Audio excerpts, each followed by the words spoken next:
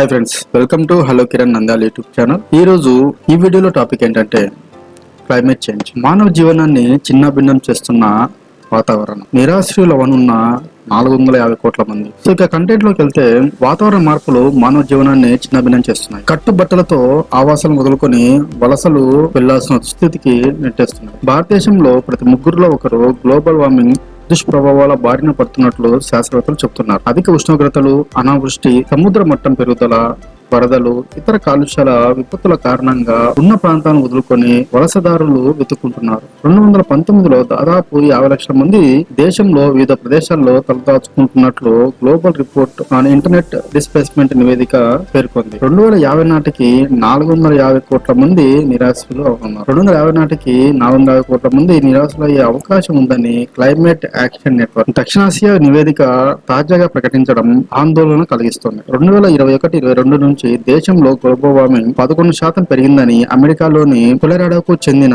Yale program on climate communication research సంస్థ ప్రకటించింది. Global warming వల్ల కలిగే నష్టాలు మనం చూసినట్లయితే విపరీతమైన వేడి, కరువు, సముద్ర మట్టం పెరుగుదల, వరదలు వంటి వాతావరణ మార్పు కారణంగా వలసలు పెరుగుతున్నాయి. వ్యవసాయం దెబ్బతినడంతో దేశంలో పెద్ద సంఖ్యలో ప్రజలు వేరే ప్రాంతాలకు వలసపోతారు. మొక్కలు, జంతు జాతులకు ముప్పు వాటిల్లుతుంది. తీవ్రమైన వేడి తరంగాల వంటి పర్యావరణ ప్రమాదాలు తలెత్తుతాయి. ముఖ్యంగా ప్రజల జీవనానికి కరువు, నీటి కొరత, తీవ్రమైన వాయు కాలుష్యం, తీవ్రమైన తుఫానులు, వరదలు ఆటంకం కలిగిస్తాయి. వాతావరణ విపత్తులతో వలసల ప్రభావం మహిళలపై తీవ్రంగా పడుతుంది.